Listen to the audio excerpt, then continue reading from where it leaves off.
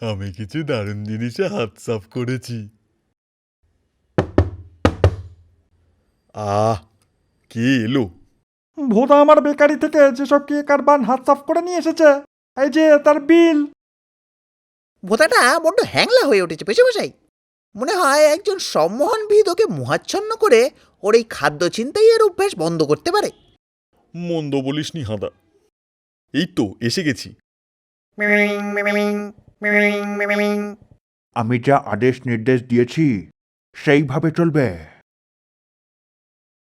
এই যে আপনার ফিজ। আপনি ভোদার খাদ্য ছিনতাইয়ের অভ্যাসটা ছাড়িয়ে দিন দেখি। হকাস পকাস, তুমি অবশ্যই ভালো হবে। আশেপাশের খাবার দাবার ছিনতাই করে সাবার করবে না। আমার কথা শোনো, তোমার বন্ধুদের সঙ্গে যোগ দিয়ে খেলাধুলা করো, এটাই তোমার লক্ষ্য হবে। দুর্দান্ত! ভোদা জানলায় ঠান্ডা হতে রাখা ক্ষীরের পায়েসটা পাশ কাটিয়ে চলে গেল।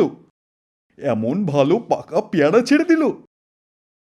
এই যে বন্ধুরা, আমি কি তোমাদের সঙ্গে খেলতে পারি? অবশ্যই ভোঁতা। দারুণ! আমি যা আশা করেছিলাম, সম্মোহনের জাদু তার চেয়ে অনেক ভালো কাজ করেছে। আবার কি এলো? আবার আমি। আর এই যে আপনার জন্য আবার একটা বিল আপনাকে পরিশোধ করতে হবে। ফুটবল খেলে ভোদা আমার বেকারির ঘরের জালনা ভেঙে দিয়ে কি অবস্থা করেছে দেখুন। ওহ না, যত পারিস খাবোদা। ভাঙা জালনার জন্য টাকা গচ্চা দেওয়ার চেয়ে এটা অনেক কম।